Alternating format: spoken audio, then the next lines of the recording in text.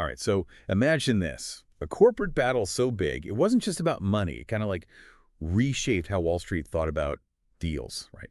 We're going Ah, back, way back to the late 1980s to this truly massive leveraged buyout of RJR Nabisco. Maybe you've heard of it, maybe not.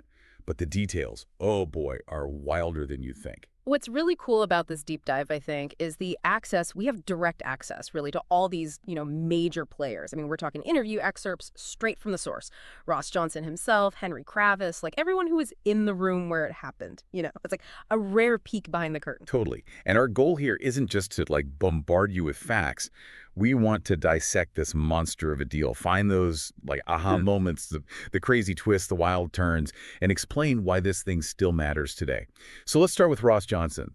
This guy, man, ambitious from day one. Oh, absolutely. Early career, you can see it, that drive. Get this, he gets rejected by GE, ends up making like 14 grand a year, teaches at night just to get by.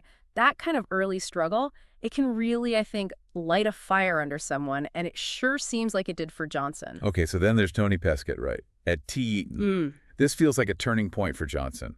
Peskett and his team, the Pesketeers, they were all about shaking things up. Peskett actually called it shit-stirring. Basically, never stop reinventing. And this clicked with Johnson, became a huge part of his leadership. It's fascinating. He didn't like sitting still, thrived on, reorganizing, always changing things. Sometimes that prevents complacency, but it can also, lead to instability, a double-edged sword. For sure. Then he jumps to Standard Brands, clashes with Henry Weigel, who, by the sounds of it, was just as strong-willed as Johnson. But Johnson still shines. Even there, he connects with people, builds relationships with, like Frank Gifford throws these Dinner of Champions events for charity. You get a sense of his charisma. Oh, yeah. And those celebrity connections, they weren't just for fun. They were, like, strategic. Gifford, for example, he was a pitchman for Standard Brands. Johnson understood how to leverage those relationships. Smart. And eventually, Johnson climbs the ladder, becomes COO, then CEO of Standard Brands. First time at the top. Now let's talk Nabisco. They weren't afraid of innovation either. Remember the Ritz cracker? Came out during the Depression. Brand new type of cracker, and it, boom, explodes in popularity. Ritz, it's a classic story, right? Tough times, but they created something people wanted. They really understood the market. And before Johnson, there was George Coppers. Took over in the 40s, really revitalized Nabisco. He modernized those bakeries, poured money into R&D, advertising, setting them up for the future. Coppers, he's a different kind of leader compared to Johnson. He was about, long-term growth, building a solid foundation, different approaches, both effective in their own way. Then, bam, the merger with R.J. Reynolds. Now, Reynolds, just like Nabisco, they had a history of big innovations. Camel cigarettes, for example, changed the whole industry, and they were like woven into the fabric of Winston-Salem, their community. Huge impact on Winston-Salem. The backbone of the town, provided jobs, drove the economy. That connection, it becomes a big deal later on when the headquarters move. Right. But inside Reynolds, it was, well, there were power struggles. Wilson, Horrigan, Abele, all wanting the top spot, lots of tension. When they merged with Nabisco, Wilson's at the helm, but there's this unease, especially from the Reynolds side. They felt, like they should have been the bigger dog. Classic merger clash. Reynolds, more traditional, kind of like Moravian, as some put it. Nabisco under Johnson, especially later, it shifts. Becomes, more freewheeling, almost bacchanalian, some sources say. And Johnson, he takes control. Wilson gets pushed aside. Johnson's CEO. That's when we see the lavish spending. RJR Air Force, tons of corporate jets, favors for pals like Frank Gifford. I mean, he even arrives by helicopter at a zoo fundraiser in a town known for being low-key. Yeah, that RJR Air Force, it was a symbol, right? Corporate jets, sure, but the number of them, how they were used, it was a big change from, like, the old Reynolds way. Then there were the flops.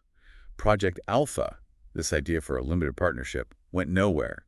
And the move to Atlanta. Man, people in Winston-Salem were not happy, including this big shareholder, Spangler. Atlanta, that was a real break from the past. Makes sense why Spangler and others felt, I don't know, betrayed, maybe. It shows how willing Johnson was to, like, shake things up, even if it ruffled feathers. All this, the spending, the culture shift, the stock price, which Johnson thought was too low, it builds up. Spangler actually suggests an LBO, way back then, meets with Citibank. Johnson's like, what? He can't believe it. That early LBO talk from Spangler, it's a sign, right?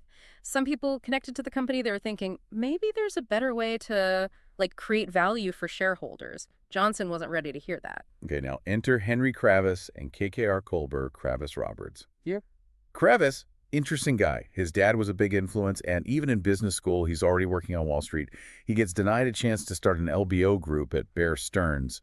So he teams up with Jerry Kohlberg and George Roberts, and boom, KKR is born. His early career, it's all about finance. Being in the middle of the action, that rejection by Bear Stearns, it was a turning point. He's like, fine, I'll do it myself. And Kravis, he wasn't just some finance guy. He married Caroline Rome, this fashion designer. And they're suddenly in this, like, super elite social scene, a wing at the Met named after them, living large. It wasn't just about business. It was about, being powerful. Yeah, that social status, it definitely added to their image, Yeah. the whole aura of success, power that KKR was building. Those connections, they're valuable, open doors. But the big move, KKR raises this massive $5.6 billion fund in 1987. It blows the competition out of the water. Suddenly they're playing in a whole different league. Kravis actually talked to Johnson early on about a potential LBO, but Johnson, he wasn't into it.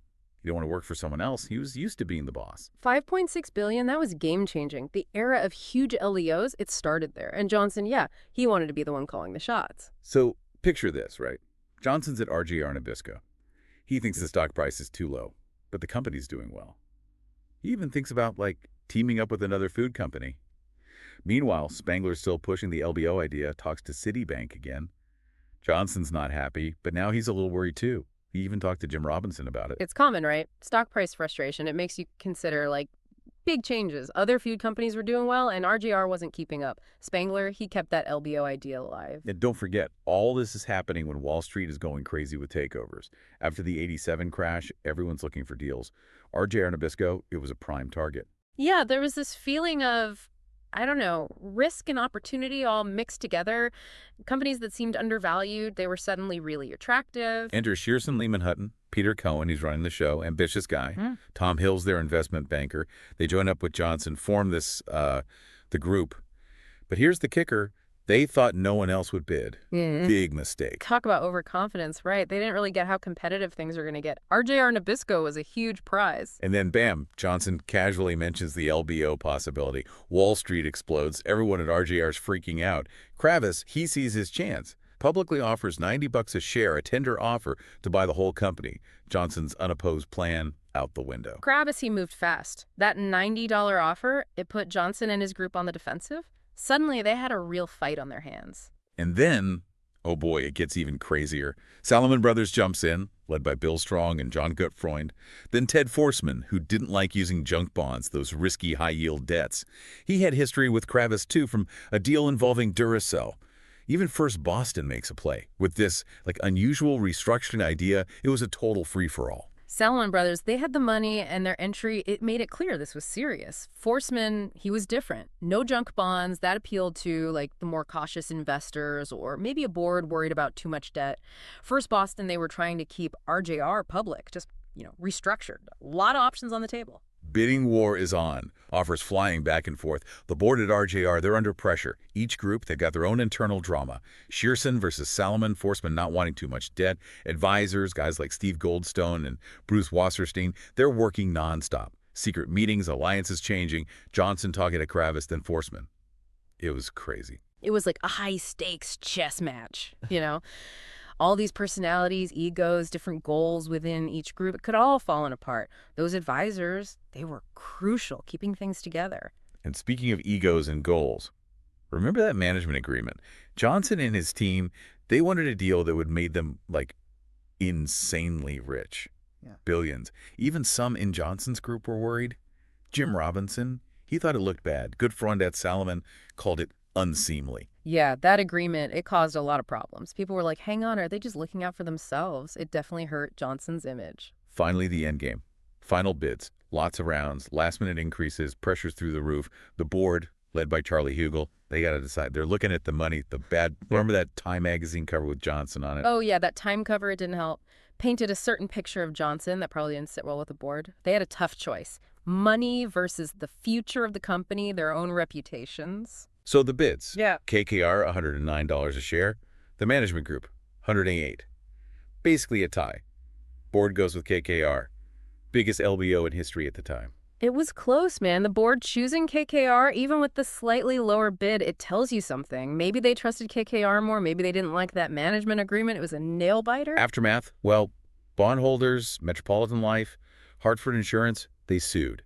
Value of their bonds went down when the stock price went up. Politicians started talking about, regulating LBOs. It shows how these huge deals, they have ripple effects. Those lawsuits, they raised questions about like who wins, who loses in these things. Politicians, they saw the potential for problems, the need for rules. And the players. Well, Charlie Hugel, the board guy, he was actually called a hero by USA Today. Paul Sticht, the old Reynolds CEO who didn't get along with Johnson, he joined KKR. Jeff Beck from Drexel Burnham Lambert, he was supposed to help finance the management group, but he resigned amid controversy. Different outcomes for everyone. Some came out looking good, some didn't. It's a reminder that these deals, they're not just numbers on a spreadsheet. They affect real people. The RJR Nabisco LBO, it's a symbol, right? Yeah. Of the 80s, the ambition, the greed, the whole corporate world going wild. It's a story that people still talk about today. It was a perfect storm. Money, personalities, a changing world. It teaches us about power, risk, the human desire for wealth, stuff that's still relevant today. All right, so what did we learn today? This deal, it was crazy complicated, big personalities clashing, tons of money at stake. It all happened in this specific moment in the 80s. We saw surprises everywhere. And those key players, they were driven by ambition, ego, money. It's a human story. And remember, we just scratched the surface. There's so much more in those sources. Amazing details, stories, different points of view. We could spend weeks on this. Here's something to think about then. This RJR Nabisco thing, it was huge. What does it tell us about how companies are controlled, the risks of these mega deals, how people always want more power, more money? Does any of this look familiar today? Are we seeing the same things happening? It's a question worth asking because these kinds of deals, they have consequences.